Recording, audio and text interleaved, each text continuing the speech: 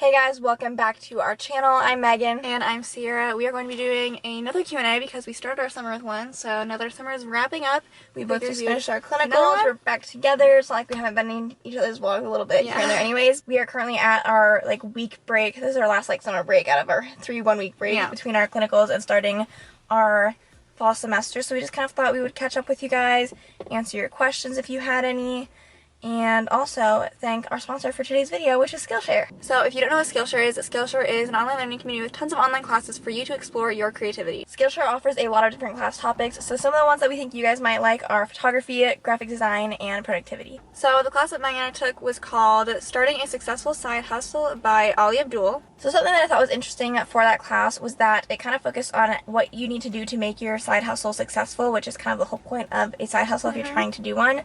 It can start off as a hobby, but if you want to start generating actual money from it, you need to put in some work to get there. And so he kind of said, there was one thing where he said, screw motivation, it takes discipline. And that's really the key takeaway. And every time someone asks us, about starting a YouTube channel or something else, the number one thing that we always say to them is you have to stay consistent. It can't just be posting every once in a while, because what algorithms is they like consistency, because then they know you're actively using things. And so I think that in terms of watching that class, that's a really good thing to take in as someone who's taking a class trying to figure out how to grow that. Skillshare is curated specifically for learning, meaning there's no ads, and they're always launching new premium classes. The first 1,000 of our subscribers to click the link in the description will get a 1-month free trial of Skillshare. Thanks again to Skillshare for sponsoring today's video, and now let's get into the Q&A. First question, someone asked, what's your favorite pasta shape? I would say I'm stuck between two. Me too, I think they're the same. Rotini and penne. Yeah, those are my favorites. I feel like my heart is drawn more to penne, even though I probably use rotini more. But that's because rotini goes best with my drunken noodles meal, I feel like. But penne is more of what I think of when I get an actual pasta. And so that's what I feel like they're roughly the same size and shape anyways, and I'm not much of a noodle person, so I like the it's short, it's thick. Alright, someone asked, how are we truly doing?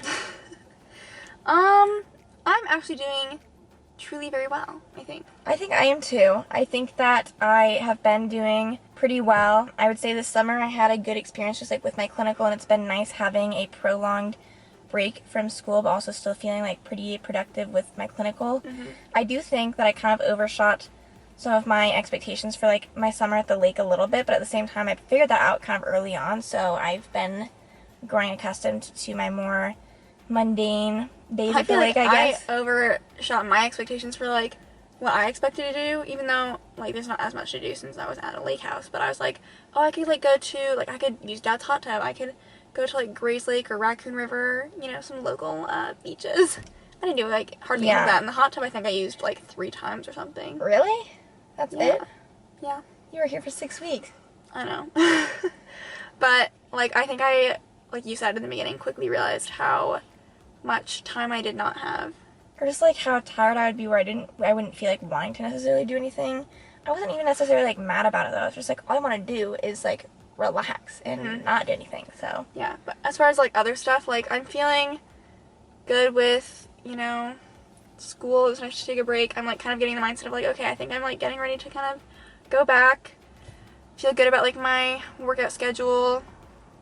I feel pretty happy with how things are in my life right now. Alright, someone asked what has been our favorite Colleen Hoover book that we've read so far. I would say, I was just thinking about this because I was contemplating starting another audiobook because we went to a pool today, but I did not.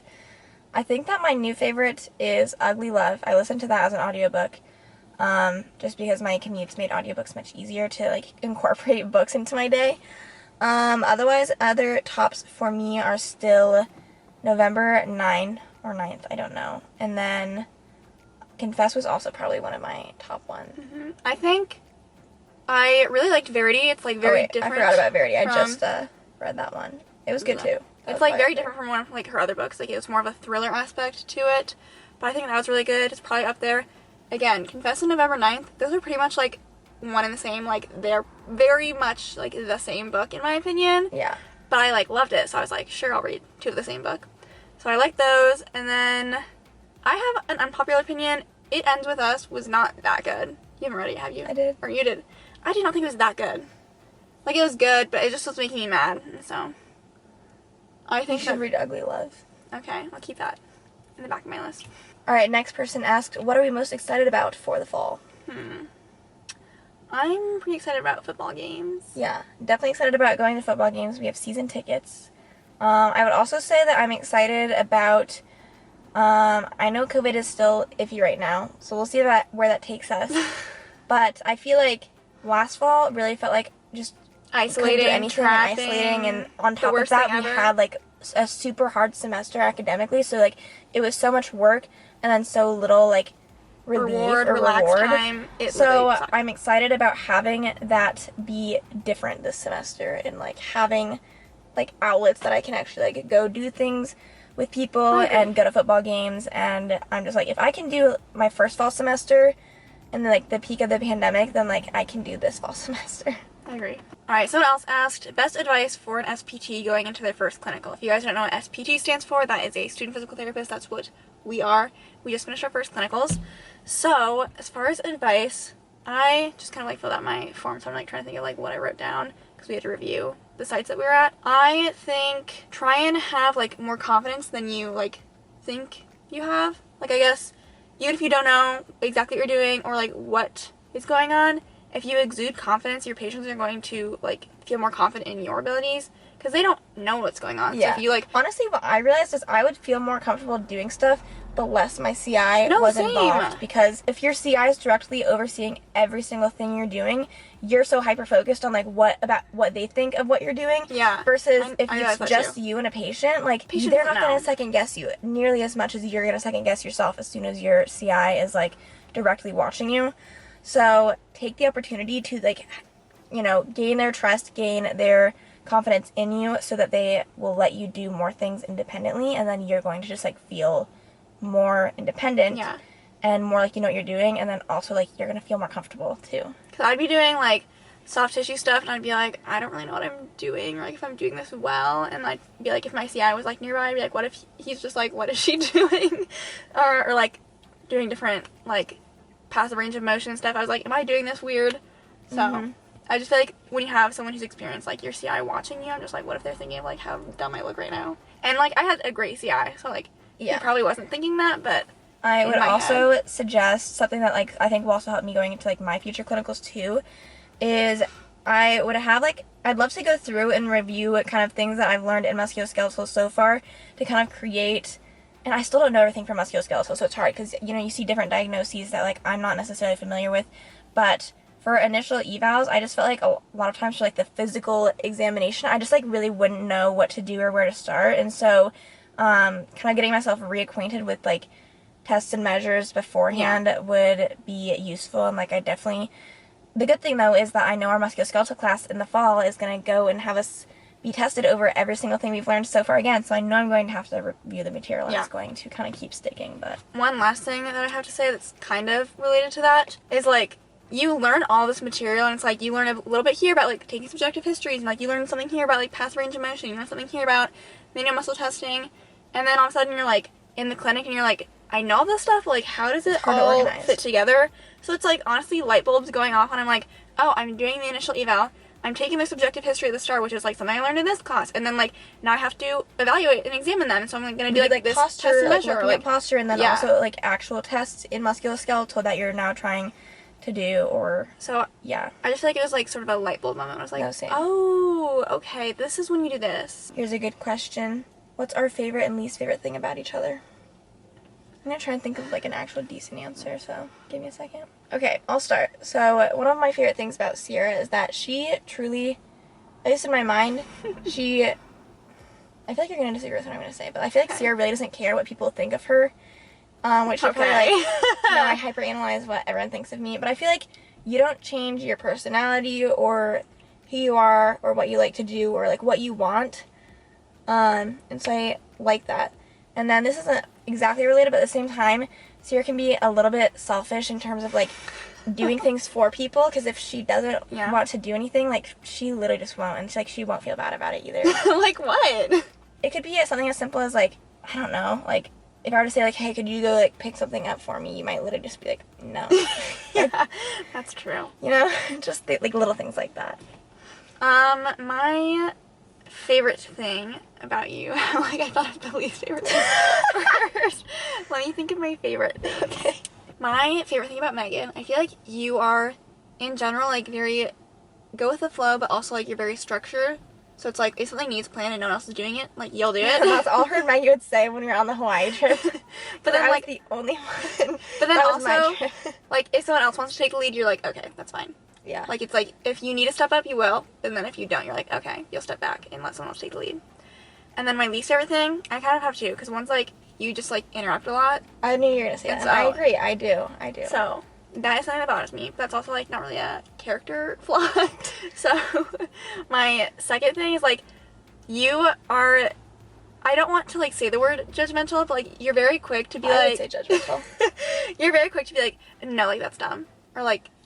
No, I will. You won't, like, sugarcoat any, like, negative feelings that you have, and then it's like, oh, okay. I agree with that. So, yeah. Alright, someone asked, what is your favorite time of day? Are you a night person or a morning person? I would love to be a morning person. Like, I'm jealous of morning people, but I am very much a night person, like, in my heart and soul. Yeah, I was gonna say in my soul I'm a night person, like, because that's just what comes naturally to me. But I see, like, I've done early mornings, and I see when you do it right, when you get still, like, the proper amount of sleep beforehand, and, like, then you do the morning thing, You like, feel it so can really productive. be such a good thing. So I'm jealous, but I'm not there yet. I think what it is, like, in the morning, it's like you have, like, the whole day ahead of you. You have, like, X, Y, and Z to do, so it's like you're up, you're going, you're It's going, you you're checking going. everything off your to-do list, like, Yeah. right away. But I also sometimes just, like, don't have that energy until at night. But then at night, I'm just like, I'm relaxing. Like, I want to stay up as late as I can because I'm watching this show, watching this movie. I'm online shopping over here. Like, I just find those things to be a lot more enjoyable than, like, getting ready and showering, brushing my teeth. Next question is, where do we want to travel to next? Oh, I have no idea. I started making a list on my phone. Here's what I was thinking we should do. This is all still pending COVID and how it progresses. But once our semester starts, we get our syllabi and have, like, everything we need to know about when things are for the semester. And then I think we need to go and find potential good weekends if we wanted to do, like, a weekend trip somewhere. And I started to make a list on my phone of places to possibly go. Well, did I? Maybe. And I was like, actually, I think I was just searching on Google Flights, but I was like, San Diego was kind of, like, maybe top of my list. But I also think that maybe if we really want to have, like, a good use of time, just searching the Cedar Rapids Airport and looking at the nonstop flight options that they have. Otherwise, I always like going to I haven't been to one Iowa Bowl game, but I always like going to them. I think it'd be fun to... Alright, next question that I saw that I thought was kind of fun was, where do you see the other twin in 10 years? So, we're going to be almost 32 in 10 years, which is crazy to me, but that's also 10 years, so that's a long time. I see Megan most likely married at that point in time, maybe with one child, or, like, pregnant, starting your family. I don't picture you having, like, 2 kids or anything at that point, so I don't know. I don't know. And you'll How be would I know? working as a PT, and your husband will be now I'm projecting, a dentist. I don't know. You don't really ever express, like, a specific interest in, like, oh, I want to, you say, like, someone in grad school, so who'd be in grad school? You could date, or marry, you're married at this point. I don't think you'd want to be with a doctor. I think that the work-life balance would be difficult, so. Also, you're married to someone outside of the healthcare field, and with a dog. One dog. That's probably, yeah, a good one to throw in. I see Sierra being married, maybe with 1 kid, I think. Probably no more. Okay. And then I bet you own a pretty good house that you're, like, pleased with at, you know, your stage in life. And then I also feel like, we'll say your husband, what should he do? I know you want to say dentist, but I'm just like, you need to find a dentist then. I know. If you're planning on making that happen. We'll put dentist out there in the As a universe. placeholder. Yeah. And then I think that you'll have a black lab. Alright. Sounds good to me. I'm also working as a physical therapist, but... Okay, next question is, have you tried putting yourself out there more for finding a partner or more friends since living apart? And I thought this would be a good question because I honestly thought, like, maybe I'd have, like, better potential with just that and, like, putting myself out there once we were separate on our clinicals, because I was like, perfect opportunity for me to do that. And I just, like, I didn't feel like it, or I felt like, I was like, I'm literally by myself, which is good luck to me just, like, be on my own in the future then, because, like, I Yeah. was just like, well, what's the point? I'm just going to go somewhere. Okay, so there's this thing in Clear Lake, like, on Thursdays where they just kind of have, like, a farmer's market thing kind of set up in downtown Clear Lake. And so I was like, Sierra, should I go? And she was like, yeah, go do that. And so I was like, I don't know. But then I did go. But then I was walking around by myself, and I was just like, what am I really doing here? I already ate dinner, so there wasn't really, like, any reason for me to get food, and I wasn't, like, conversing with people. I just was lost when I was by myself, so. I feel like... And not, like, I didn't feel lonely. It was more so just I was like, why am I here? Because, like, I'm not doing anything here, you know? I think for me, I don't know that, like, even going into this 6-week clinical of me, like, staying in Des Moines, that I thought I was going to, like, seek out, like, whether it's, like, go on dates or whatever, because I was like, I'm living with my dad, and it just, like, kind of weirds me out to be like, hey, Dad, like, I'm going on a date. Like, considering we like, never did that in high school, I just kind of like to separate that stuff until I were to actually find something serious. Like, I'd be fine if I, like, was dating someone or, like, had a boyfriend, and I was like, Dad, here's my boyfriend, but, like, the idea of being like, Dad, I'm going on a date, like, that weirds me out. So I was like, I'm not going to do any of that. And then as far as, like, friendships, I honestly was just trying to, like, reconnect with, like, the friends that I do have, and I suck at that, so I was like, in my head, before the 6-week clinical, I was like, oh, like, I'll reach out to them, like, we'll see if we can get, like, lunch, dinner, whatever, like, go to the farmer's market. I don't know. You know, the world is my oyster. I have 6 weeks. And then every weeknight, I was like, I don't even have time to, like, get done the things that I have to get done, like, computer work, YouTube stuff, podcast stuff, like, working out, eating, showering. I was like, I don't have time during the week. I can't do it. And then I was like, the weekends. 3 of the weekends, I went to Clear Lake, because I was like, it's summer, I want to go to the lake house. And then the other 3 weekends, we had, like, filming and stuff. It's, kind of tricky to balance. Need to kind of figure that out, probably. But. So, yeah, then I was like, shoot, it's pretty much, I mean, the 6-week clinical is over now, and I didn't hang out with, like, any close friends that I intended to. So, as far as making new friends, I was like, that is not happening right now. Like a goal of mine this summer. It wasn't but either. I'm pretty happy with, like, where we're at right now, and that's fine. So, any other questions that you want to do? No. I think we'll call it good. Hopefully you guys enjoyed having us answer some of those questions. I thought you had some fun ones in there. So we will probably get back to vlogging our week in our lives in PT school shortly. Anyways, if you guys enjoyed this video, make sure you give it a thumbs up, and also don't forget to subscribe to our channel if you haven't already. And then make sure you go check out our podcast called According to, available wherever you listen to podcasts. And we will see you guys in our next video. Bye!